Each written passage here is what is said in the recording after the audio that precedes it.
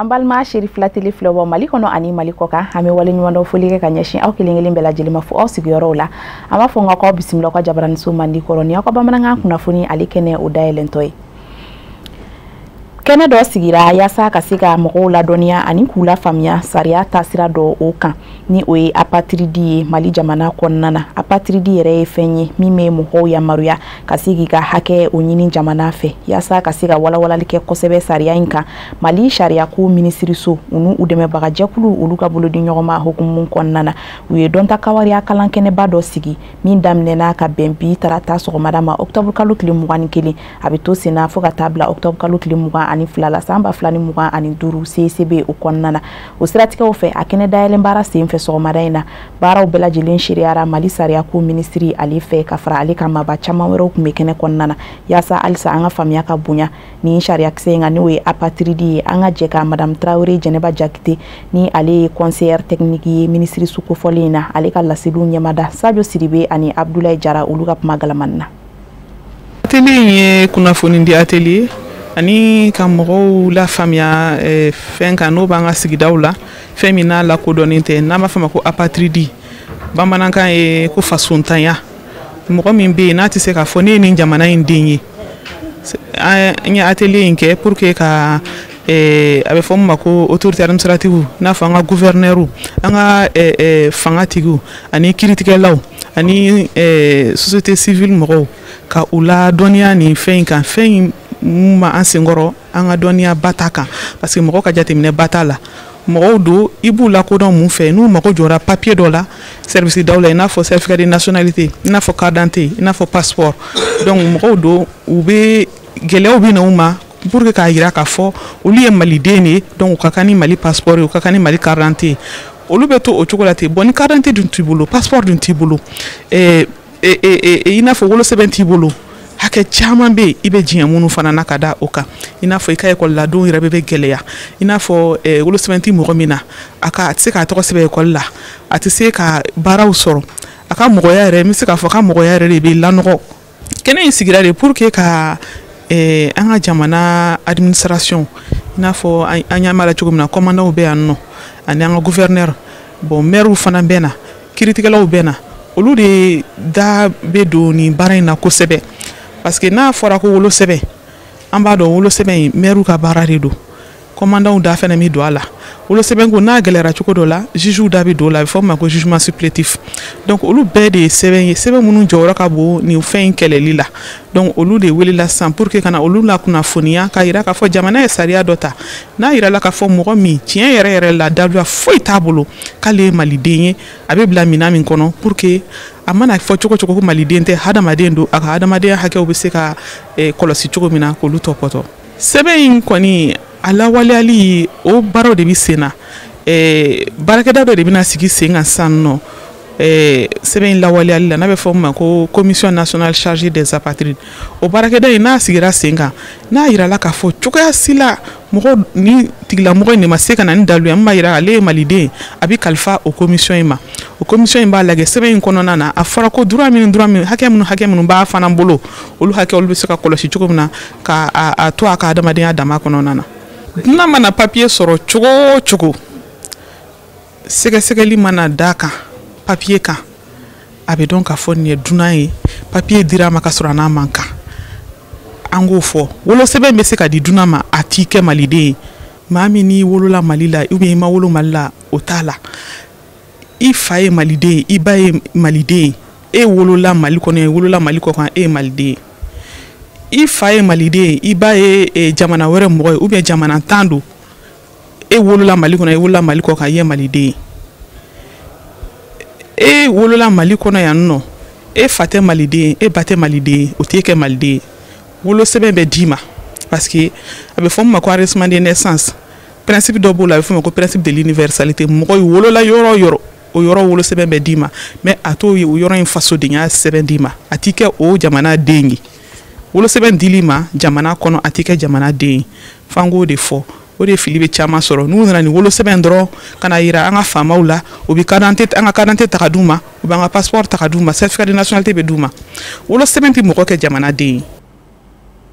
Kunnafoni nasira wɛrɛw fɛ falajɛ solula ansar tɔndenw o maaw nana bɔɲɛ kɛ Mali silamɛw ka tɔnba Haut Conseil islamique du Mali ma ɲɛma Mali alsilamɛ diinɛ ɲɛmaw ka jɛkuluba groupement des leaders spirituels musulmans du Mali ma ɲɛma alsilamɛya dɛmɛtɔn ansaru ɲɛjɔyɔrɔ an fa n'an karamɔgɔ a se yidi Sherif Usman Madani Haidara la a ka so Bangoni Janginɛbugu la Bamako sigida fɔlɔ o kɔnɔna na u ka nin lajɛ in yɛrɛ a kun tɛ dɔwɛrɛ ka se ka na u ka kanu kurakuraya ka ɲɛsin karamɔgɔ Haidara ma Sherif la Jabaraniso tɔgɔya la Kafinɛ Bacili bɛ walawalali kɛ Lutu Siribe ale ka sɔrɔ don kan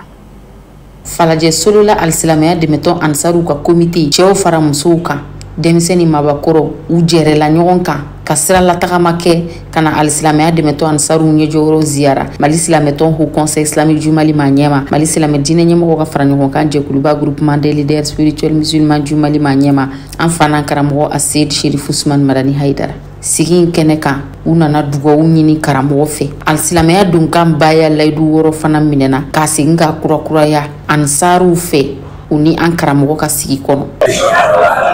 nti fila fara ala kan nti jɛnɛya kɛ nti suyɛli kɛ nti den faga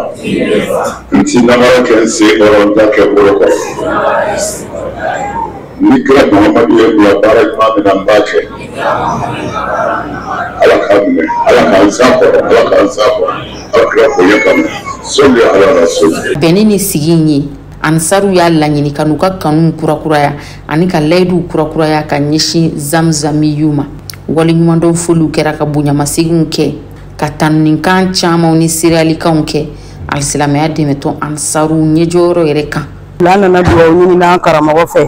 ka dugawu k'a ye ka tila ka dugawu ɲini a fɛ falajɛ solola comité tɔgɔ la karamɔgɔ ka dugawu kɛ jamana ye basigi bɛ se ka na jamana kɔnɔ ka dugawu kɛ falajɛ solola ye an bɛ se ka bɛn kelen ma ka laɲiniw sabati cogo min ka comité yiriwa ka baarakow nɔgɔya an cɛw ka baarako ani an denw ka kalanko cɛganaw caman b'an ka comité la ani musogana ala bɛ se ka bɔda d'an n'u ma cogoya min na o tun y'an nakun ye Sirifila duba in kɔnɔ mɔgɔw yelen ne nisɔndiyara n sewara ko n'i ko nisɔndiyabagatɔ ma k'a ka tasuma fifa n'a nun ci ma faga daji b'a faga an sewara an kɔntara a bɛnna an ma a diyara n ye an bɛ dugawu de kɛ ni kɛnɛ ɲɔgɔn caman ala ka yira an bɛɛ lajɛlen na Sirifikɛ ala ka sijan ni kɛnɛ lafiya d'an ma a bɛ min ɲini ala k'o nɔgɔya a bɛ siran min ɲɛ ala ka n'a kisi foli bɛ ne bolo ka di an balakaw ma halisa an k'an cɛsiri diinɛ in tɛ se ka wuli ka jɔ ni musow ka cɛsiri tɛ ni musow sɔnna fɛn ma o de bɛ kɛ ni musow banna fɛn ma o tɛ kɛ donc an karamɔgɔ filɛ yɔrɔ min na bi musow de y'a se an bɛ dugawu de kɛ halisa musow ka cɛsiri ka caya an ka muɲu an cɛw kɔrɔ ka sabali ala bɛ se ka fɛn bɔ an na cogo min fɛn min bɛ se ka sigi karamɔgɔ fɛnɛ kɛrɛfɛ. awɔ ne tɔgɔ ye Mɔdi Dimiya ka bɔ falajɛ solo la su in na an sera an karamɔgɔ fɛ an ma se yan basi wɛrɛ la an sera yan dɔrɔn de komi an ka laada de don san o san ni ziyara ni mawludi ninnu tɛmɛna an bɛna ka na an ɲɛda karamɔgɔ ni denbaya kan sabu olu bɛ sɛgɛn min kɛ o baara kɔnɔna na o mawludi ni ziyara kɔnɔ a fanga ka bon kojugu wala a ka kan anw kana dɔn n'a sɔrɔla u yɛrɛ bɛ lihala min na k'u ka état dɔn ani ka dugawu kɛ u ye ka u ka farikolo cogoya u ka kɛnɛyaw ka olu bɛɛ lajɛlen dɔn ka se ka dugawu kɛ u ye ka an ɲɛ da u kan ka dugawu ɲini u fana fɛ o de ye an seko ye yan su in na kosɛbɛ n'an ko an nisɔndiyara an b'o de fɔ ka dɔ bɔ o la o kɔni n'i ko k'i nisɔndiyara dɔrɔn o kɔrɔ ko i ye dɔ de bɔ a la n'o tɛ an nisɔndiyara ka se hakɛ min ma ala de bɛ a hakɛ dɔn sabu i mana n'ale fɛ tuma o tuma i hali n'a sɔrɔla i tɔɔrɔlen nana walima i degunnen nana n'i nana ale kɔni fɛ ala sɔnna ma i n'o tɔɔrɔ tɛ segin i n'o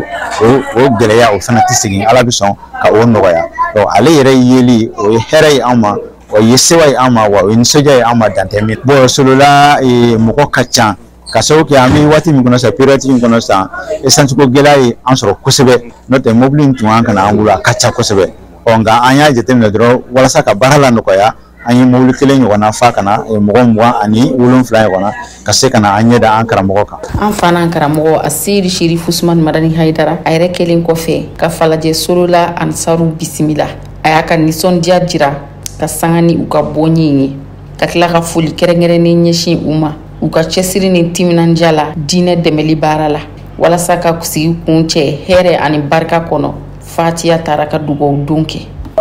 وفي الآخرة حسنة وقنا عذاب النار اللهم انصرنا وانصرنا وحاجاتنا وفرج عنا لا اله الا انت سبحانك انا كنا من الظالمين يا فرد يا صبر اقضي الهوائج فرج الهموم واكشف الهموم واستر العيوب واهدنا جميعا الى صراطك المستقيم صل سبحان ربك رب العزة عما يصفون والسلام على المرسلين والحمد لله رب العالمين. Kunnafoni na sira wɛrɛw fɛ an bɛ bɔ Mali jamana kɔnɔna la k'an kunda Itali jamana ale kan ka kɛɲɛ ni a ka alisilamɛya diinɛ lasecogo ɲumanw ye. Mali silamɛw ka tɔnba Haut Conseil Islamique du Mali ma ɲɛma denmuso ni o ye Seyida Kunate Balikisa Hayidara ye. Ale bɛ kunbɛnna nisɔndiya ani kanu kɔnɔna na Milan dugu o kɔnɔna na ka sanga ni Ansar tɔndenw ani kanubagaw olu bɔli ye ka caya ka se ka Seyida bisimila ko a ka nin taama ye a bɛ don kadara min kɔnɔna na o de ye ɲinan san 2025 o Mawuludu Nabawi o ɲɛnɛmayali hukumu kɔnɔna de don. Sherifila Jabaranso tɔgɔla Kadija Tarawele a bɛ walawalali k'a tɔ la.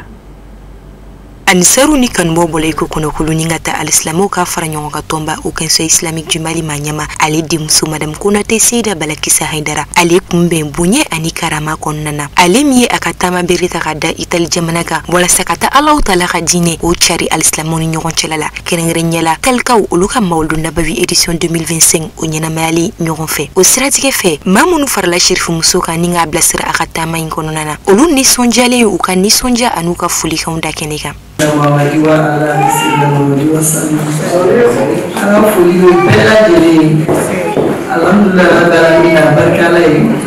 Alani Seyida Balakisa donc an bɛ foli bila italikaw bɛɛ ye u y'an bisimila ka ɲa donc ala ka san wɛrɛ da yɛlɛ kɛnɛya k'a ɲini ala fɛ an ka Seyida halisa a b'a fɛ cogo min na ala k'a kɛ ten ala ka hɛrɛ kɛ an n'a ye ala k'an n'a dɛmɛ o bɛ baara min na an ɲɛ b'a la Seyida yɛrɛ tununɛ min kɛ san ye daminɛ ni sisan cɛ a kɛra ala ɲɛna ala k'a k'an n'a bolo bɔda ye. Fɛn min ye Jamiyatul Ansarudin tɔnɲamaw ye olu y'u ka wale ɲumandɔn foliw an'u ka nisɔndiya k'o da kɛnɛ kan ka sanga ni Jamiyatul Ansarudin ɲɛjɔyɔrɔ denmuso yeli ye u fɛ ka sanga ni u mɔkɛ sanuma ale ka bangeni ɲɛnamayali hukumu kɔnɔna ye. Ye nafa kɛlɛ dɔ de ye sabula Itali Ansaru tɔndenw y'a laɲini de ye ni an ka mawuludu ni an ka dusumɛ fɛn fɛn bɛ yen ko an ka karamɔgɔ den dɔw wele ka na o kana kɔnɔ ɲɛnamaya an bolo o la an ye wele lase Seyida ma a ma gɛlɛya don a la a y'an jaabi wa diɲɔgɔnw fana y'a jira k'a fɔ ko non ko a kelen tɛ na la ko mɔgɔw bɛ yen minnu y'a kanu n'u donna n'a donna yɔrɔ yɔrɔ olu bɛ taa nɔfɛ kosɛbɛ donc o de diyara anw ye kosɛbɛ. Ne bɛ kuma président bɛɛ tɔgɔ la k'a fɔ Seyida ɲɛna k'a bisimila nin sira kɔrɔ ye wale ɲuman dɔ dɔrɔn de don kanu de don n'i ye kanu ta ka situden ninnu sɛgɛrɛ ala yɛrɛ min kanu donc an bɛ Seyida fo a b'a ka difficulté nin bɛɛ la mais a ko italikaw ma k'an cɛ fɛn t'a bolo o ma daminɛ bi kɔ a ɲuman nana cogo min na ala ka ɲuman segin k'a kɔngɔ bɛɛ fana fo ka an karamɔgɔw fo k'an ɲɛmɔgɔw fo ka an baba an'an karamɔgɔ n'o ye Seydi Sherifu Usmane Madani Hayidara k'a fo k'a tanu k'a barika da ale min kɛra nin bɛɛ lajɛlen sababu ɲuman ye k'a ɲini ala fɛ sidiya min kɛnɛ labanko ɲuman ni lafiya ala k'a d'an n'a ma an ka Seyida yɛrɛ a bɛ yan nɔ k'a fo k'a tanu k'a barika da ale min y'a ka bonya to a la ka wuli ka garibu sɛgɛrɛ vraiment dan t'a la an b'a fo. An bɛ nafa bɛɛ lajɛlen fo kɛrɛnkɛrɛnnenya an ka Seyida ko a fa ye min na bi ni a halali wa bara abadi san caman bɛ ala bolo yɛrɛ bi ala k'o fara an ye sigi kan. Nin kunbɛnli kɛnɛ belebele in sen kan fɛn min ye Madame Konate Seyida Balakisa Hayidara a ye wale ɲumandɔn foli kɛ ka ɲɛsin Ansaru ni kanubaw ma ka sanga n'u ka wulikajɔ an'u ka cɛsiri barabara ye diinɛ dɛmɛli la. Ni ne fana b'an sɛnsɛn ka se diɲɛ fan wɛrɛ kunnafoniyaw ma min bɛna lase aw ma Amadu Kamara fɛ.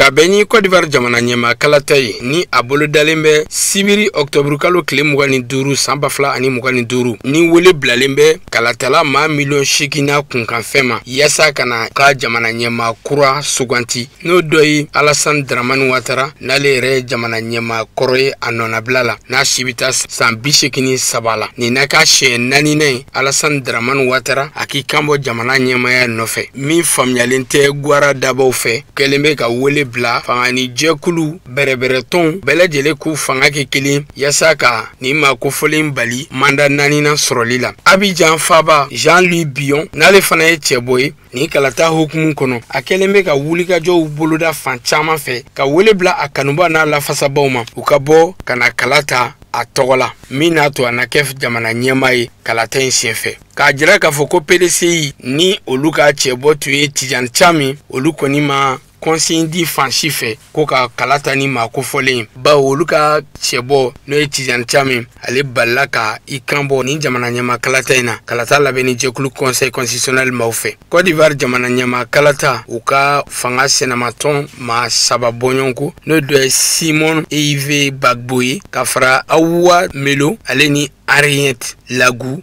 ninnu bɛɛ lajɛlen y'u ka yɛrɛmankutu baaraw kɛ Côte d'Ivoire jamana kɔnɔna na k'a sɔrɔ gɛlɛya ni k'a sɔrɔ deguni gɛlɛya ma maa si sɔrɔ.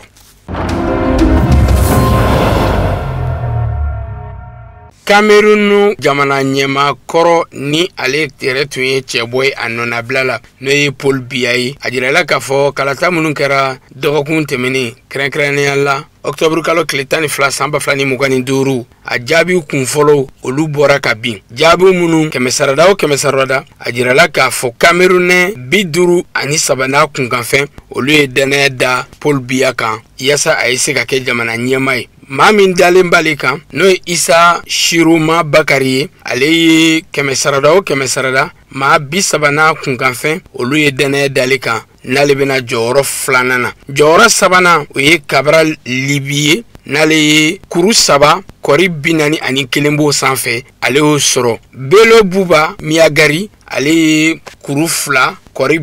45 b'o kan